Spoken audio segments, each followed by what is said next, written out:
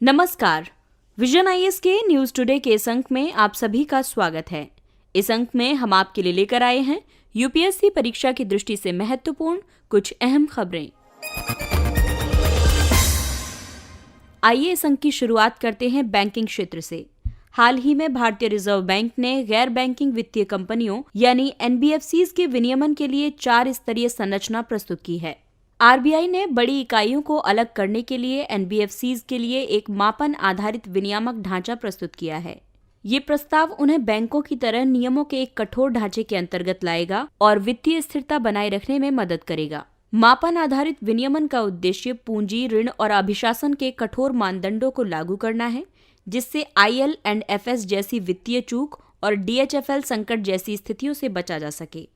NBFCs को विलंबित भुगतान, चल निधि की कमी, ऋण की अधिक लागत, उनके द्वारा वित्त पोषित परियोजनाओं में देरी जैसे मुद्दों का सामना करना पड़ रहा है। आइए अब प्रस्तावित परिवर्तन जानते हैं।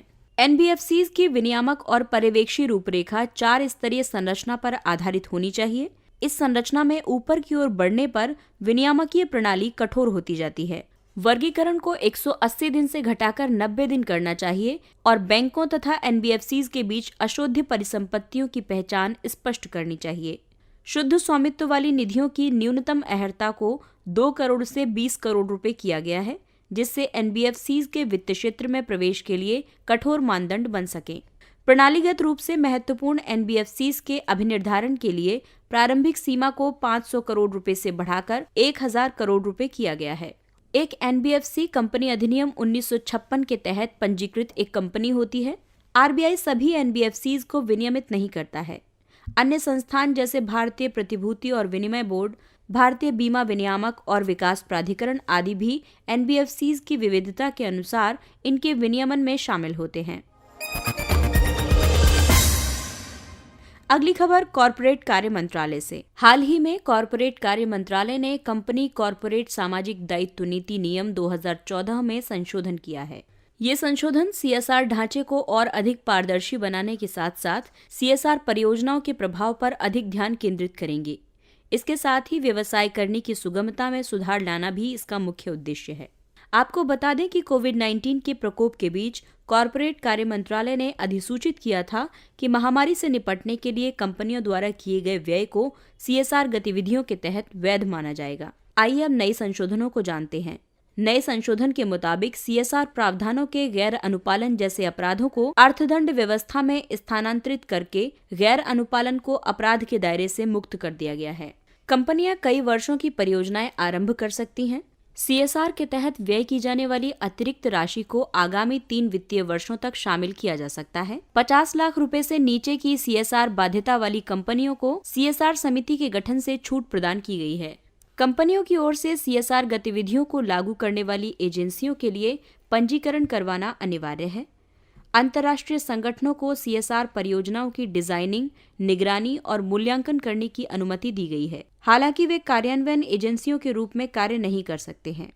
सीएसआर एक अवधारणा है। ये समाज के भीतर कार्य करने वाले निगमों का उत्तरदायित्व है कि वे समाज के आर्थिक, सामाजिक और पर्यावरणीय विकास की दिशा में योगदान करें, जिससे समाज पर व्यापक पैमाने पर सकारात्मक प्रभाव उत्पन्न होगा। कंपनी अधिनियम 2013 कंपनियों को निरंतर विगत 3 वर्षों के अपने औसत निवल लाभ का 2% सीएसआर पर व्यय करने के लिए बाध्य करता है। आइए अब जानते हैं कि सीएसआर किन कंपनियों के लिए देना अनिवार्य होता है। सीएसआर वे कंपनियां दे सकती हैं जिनकी नेटवर्थ 500 करोड़ या उससे अधिक की हो, या कंपनी का कुल कारोबार 1000 करोड़ रुपए या उससे अधिक का हो, या फिर कंपनी का निवल लाभ 5 करोड़ रुपए या उससे अधिक हो। सीएसआर के प्रावधान भारत में किसी विदेशी कंपनी की शाखा और परियोजना कार्यालयों पर भी लागू होती है। सीएसआर पर किया गया खर्च व्यवसाय में किए जाने वाले खर्च में शामिल नहीं होता है। अगली खबर स्वास्थ्य से संबंधित है। स्वास्थ्य एवं परिवार कल्याण मंत्रालय द्वारा मार्च के अंत तक दुर्लभ रोग नीति यानी रेयर डिजीज पॉलिसी को अंतिम रूप प्रदान किया जाएगा। स्वास्थ्य एवं परिवार कल्याण मंत्रालय ने दिल्ली उच्च न्यायालय को उत्तर देते हुए सूचित किया है कि पिछले वर्ष कोविड-19 महामारी के कारण राष्ट्रीय दुर्लभ रोग नीति का प्रारूप तैयार करने में देरी हुई थी। हालांकि मंत्रालय ने कहा है कि इस वर्ष 31 मार्च तक इसे अंतिम रूप दिए जाने की संभावना है। विश्व स्वास्थ्य संगठन के अनुसार दुर्लभ रोग प्रति 1000 जनसंख्या में कम से कम किसी एक व्यक्ति को दुर्बल करने वाला आजीवन रोग या विकार की स्थिति है। हालांकि कई देशों में इसकी परिभाषाएं अलग अलग हैं। इन रोगों में आनुवांशिक रोग, दुर्लभ कैंसर, संक्रामक, उष्णकटिबंधीय बीमारियां और अपक्षयी रोग शामिल हैं। भारत में लगभग 95% दुर्लभ रोगों का कोई अनुमोदित उपचार नहीं है और 10 रोगियों में से केवल एक को ही रोग विशिष्ट उपचार प्राप्त होता है। इस प्रारूप नीति की मुख्य विशेषताओं की बात करें तो ये 450 रोगों को दुर्लभ रोगों के रूप में सूचीबद्ध करती है और इसे इन 3 श्रेणियों में विभाजित किया गया है। इसमें पहली श्रेणी है एक बार आरोग्यकारी उपचार की आवश्यकता पाने वाले रोग। दूसरे प्रकार के हैं जिनमें दीर्घकालिक उपचार की आवश्यकता होती है लेकिन उसकी लागत कम होती है। और तीसरे प्रकार में ऐसे रोग हैं जिनमें जीवन भर उपचार की आवश्यकता होती है और लागत अधिक होती है। प्रारूप नीति में दुर्लभ रोगों के लिए राष्ट्रीय रजिस्ट्री का प्रावधान किया गया है। इसे दुर्लभ रोगों की ऐसी परिभाषा निर्धारित करने के लिए बनाया जाएगा जो भारत के लिए उपयुक्त हो। इस प्रारूप नीति के तहत राष्ट्रीय आरोग्य निधि के तहत निर्धनता रेखा से नीचे रहने वाले रोगियों को वित्तीय सहायता प्रदान की जाएगी। केंद्रीय और राज्य स्तर पर एक कोष का सृजन भी किया जाएगा। राष्ट्र द्वारा नेताजी सुभाष चंद्र बोस की 125वीं जयंती को पराक्रम दिवस के रूप में मनाया गया। वर्ष 1897 में कटक में जन्मे सुभाष चंद्र बोस भारतीय स्वतंत्रता संग्राम के सबसे प्रमुख नेताओं में से एक थे। भारत के स्वतंत्रता संग्राम में नेताजी का महत्वपूर्ण योगदान था। उन्होंने महिलाओं को लामबंद किया। सुभाष चंद्र बोस ने एशिया लौटने के बाद महिलाओं से आजाद हिंद फौज में भर्ती होने का आह्वान किया।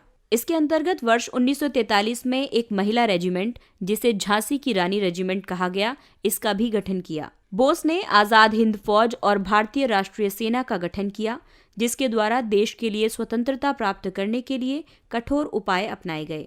इसके अलावा बोस पूर्ण स्वराज के प्रबल समर्थक थे। ऐसे समय में जब कांग्रेस और अन्य नेता चरणबद्ध तरीके से भारत के लिए स्वतंत्रता प्राप्त करने पर विचार कर रहे थे, उस समय बोस ने पूर्ण स्वराज का समर्थन किया।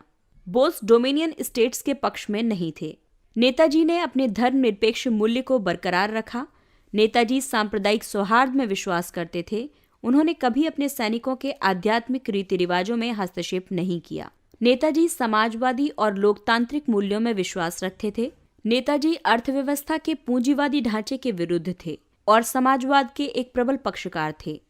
वे कृषकों और श्रमिकों से स्वयं को पूंजीवादी बेड़ियों से मुक्त करने का समर्थन करते थे।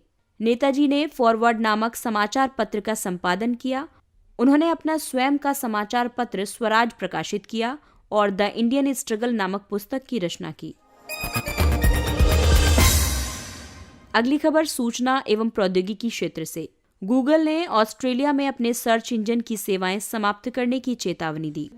गूगल ने ऑस्ट्रेलिया के उस कानून के प्रारूप पर आपत्ति व्यक्त की है जो डिजिटल प्लेटफॉर्म्स को कंटेंट के लिए भुगतान के लिए न्यूज मीडिया कंपनियों के साथ चर्चा करने के लिए विवश करेगा। इसके अलावा फ्रांस ने पिछले वर्ष निर्णय लिया था कि गूगल को प्रकाशन फर्मों और समाचार एजेंसियों के कंटेंट को दोबारा प्रयोग करने के लिए उन्हें भुगतान करना होगा। इसका मतलब है कि विश्व के कई न्यूज प्रोड्यूसर अपनी सामग्री के ऑनलाइन उपयोग के लिए रॉयल्टी सुरक्षित करना चाहते हैं। इन भुगतानों को कॉपीराइट से जोड़ा गया है, जो सबसे महत्वपूर्ण बौद्धिक संपदा अधिकारों में से एक है। कॉपीराइट साहित्यिक और कलात्मक कृतियों के लिए रचनाकारों के अधिकारों को दर्शाता है। इंटरनेट पर कॉपीराइट की गई कृतियों में समाचार, कहानियां, चित्र, ग्राफिक्स, ई पुस्तकें, स्क्रीन प्ले, वीडियो आदि शामिल हैं। डिजिटलीकरण ने कॉपीराइट धारकों के कार्यों को उनकी अनुमति के बिना प्रतिलिपि और प्रतिकृति बनाने और उसे विक्रय करने के लिए काफी सरल बना दिया है। आपको बता दें कि इस प्रकार के उल्लंघन का पता लगाना कठिन हो जाता है। साइबर स्पेस में कॉपीराइट के उल्लंघन में डाउनलोडिंग और अपलोडिंग, ऑडियो वीडियो कार्य, सोशल मीडिया पर सामग्री का साझाकरण आदि शामिल है। आइए अब आपको बताते हैं डिजिटल क्षेत्र में कॉपीराइट की सुरक्षा के लिए किए गए अंतर्राष्ट्रीय प्रयास। इन प्रयासों के तहत विश्व कॉपीराइट संधि 1996 का प्रावधान किया गया है। ये बर्न कन्वेंशन के तहत एक विशेष समझौता है जो डिजिटल परिवेश में कार्यों के संरक्षण से संबंधित है। इसके अलावा विपो परफॉर्मेंस ऑफ फोनोग्राम ट्रीटी 1996 भी है। ये डिजिटल विश्व में 2 प्रकार के लाभार्थियों से संबंधित है। सबसे पहले कलाकार, गायक, संगीतकार आदि जैसे कलाकार तथा दूसरे फोनोग्राम के निर्माता हैं। भारत में कॉपीराइट प्रतिलिप्याधिकार संशोधन अधिनियम 2012 के तहत संरक्षित हैं। आइए अब नजर डालते हैं कुछ संक्षिप्त किंतु महत्वपूर्ण खबरों पर। 100 यानी स्मार्ट एंटी एयरफील्ड वेपन। रक्षा अनुसंधान एवं विकास संगठन ने हिंदुस्तान एरोनॉटिक्स लिमिटेड HAL के हॉक 1 जेट के माध्यम से 100 का सफलतापूर्वक परीक्षण किया है। 100 स्वदेशी रूप से डिजाइन किया गया स्टैंड ऑफ हथियार है। ये 100 किलोमीटर की रेंज में स्थल पर शत्रु की एयरफील्ड संपत्तियों जैसे रडार, बंकर, टैक्सी, ट्रैक और रनवे को लक्षित करने में सक्षम है। वायु गुणवत्ता प्रबंधन आयोग द्वारा निर्णय सहायक प्रणाली का शुभारंभ किया गया। CAQM ने निर्णय सहायक प्रणाली स्थापित करने का उत्तरदायित्व शीर्ष तकनीकी संस्थानों को सुपुर्द किया है। निर्णय सहायक प्रणाली यानी डिसीजन सपोर्ट सिस्टम DSS एक वेब और भौगोलिक सूचना तंत्र के साथ साथ बहुविध आधारित संचालन और नियोजन निर्णय सहायक उपकरण भी है। साथ ही इसमें रासायनिक परिवहन मॉडल का प्रयोग करके मुख्य और गौण दोनों ही प्रकार के प्रदूषक तत्वों से निपटने के लिए एक एकीकृत फ्रेमवर्क होगा। हाल ही में CAQM को राष्ट्रीय राजधानी क्षेत्र में वायु गुणवत्ता सूचकांक में प्रकट समस्याओं की पहचान और समाधान करने तथा बेहतर समन्वय और अनुसंधान के लिए गठित किया गया था। CAQM ने पर्यावरण प्रदूषण रोकथाम एवं नियंत्रण प्राधिकरण को प्रतिस्थापित किया है। Green bonds. भारतीय रिजर्व बैंक के अनुसार मुख्य रूप से असममित सूचना की वजह से भारत में अन्य बॉन्ड्स की तुलना में ग्रीन बॉन्ड जारी करने की लागत अधिक रही है। ग्रीन बॉन्ड्स उन परियोजनाओं के वित्त पोषण के लिए जारी किए जाते हैं जिन परियोजनाओं से सकारात्मक पर्यावरणीय या जलवायु संबंधी लाभ प्राप्त होते हैं। उदाहरण के लिए नवीकरणीय ऊर्जा, स्वच्छ परिवहन और धारणीय जल प्रबंधन। ग्रीन बॉन्ड्स के कई लाभ हैं, जैसे ये एक जारीकर्ता की प्रतिष्ठा में वृद्धि करता है। ये केवल हरित उपक्रमों में निवेश के इच्छुक वैश्विक निवेशकों के विशिष्ट समूह तक पहुंच को सुगम बनाता है। ये पूंजी की लागत को कम करता है। आपको बता दें कि यस बैंक भारत में हरित बॉन्ड जारी करने वाला प्रथम बैंक था। एस्ट्रोसैट इसरो का प्रथम समर्पित भारतीय खगोल विज्ञान मिशन है। इसका उद्देश्य एक्सरे, ऑप्टिकल और अल्ट्रावायलेट स्पेक्ट्रल बैंड में खगोलीय स्रोतों का समकालिक अध्ययन करना है। इसके लक्ष्य बाइनरी स्टार प्रणाली में उच्च ऊर्जा प्रक्रियाओं को समझना, न्यूट्रॉन तारों के चुंबकीय क्षेत्र का अनुमान लगाना आदि है। हाल ही में एस्ट्रोसैट के अल्ट्रावायलेट इमेजिंग टेलीस्कोप ने मिल्की वे में एक विशाल जटिल ब्रह्मांडीय डायनासोर गोलाकार क्लस्टर NGC 2808 में दुर्लभ पराबैंगनी प्रज्वलित तारों की खोज की है। आपको बता दें कि पुराने गोलाकार क्लस्टर को ब्रह्मांड के डायनासोर के रूप में निरूपित किया जाता है। जनजातीय कार्य मंत्रालय द्वारा जनजातीय प्रवासियों के लिए विभिन्न पहलें आरंभ की गई। श्रम शक्ति, ये जनजातीय प्रवासी श्रमिकों से संबंधित डेटा एकत्र करने, उन्हें वर्तमान कल्याणकारी योजनाओं से संबद्ध करने के लिए एक पोर्टल है। इसमें जनसांख्यिकीय प्रोफाइल, आजीविका विकल्प, कौशल संबंधी मानचित्रण और प्रवासन की प्रवृत्ति से संबंधित विवरण शामिल होंगे। दूसरा है श्रम साथी। ये एक जनजातीय प्रशिक्षण मॉड्यूल है। इसके अंतर्गत ये सुनिश्चित किया जाएगा कि एक आजीविका से संबंधित प्रवास की प्रक्रिया सुरक्षित और उत्पादक है।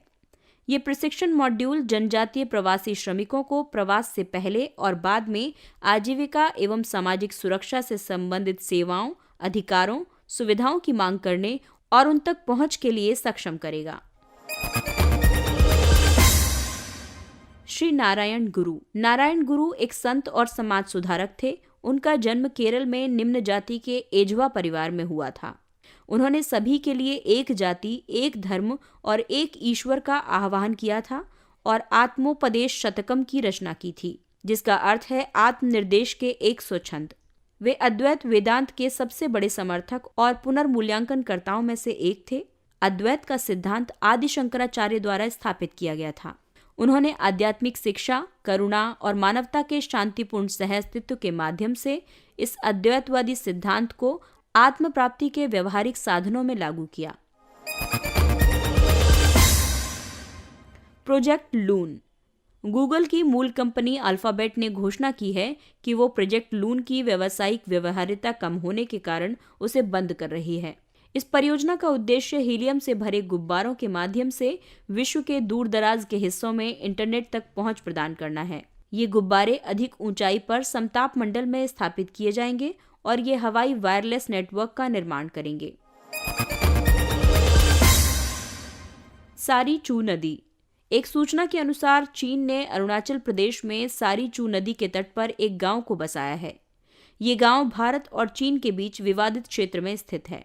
ये गांव मैकमोहन रेखा के दक्षिण में स्थित है। भारत इस क्षेत्र में मैकमोहन रेखा को भारत और चीन के बीच सीमा रेखा के रूप में मान्यता प्रदान करता है।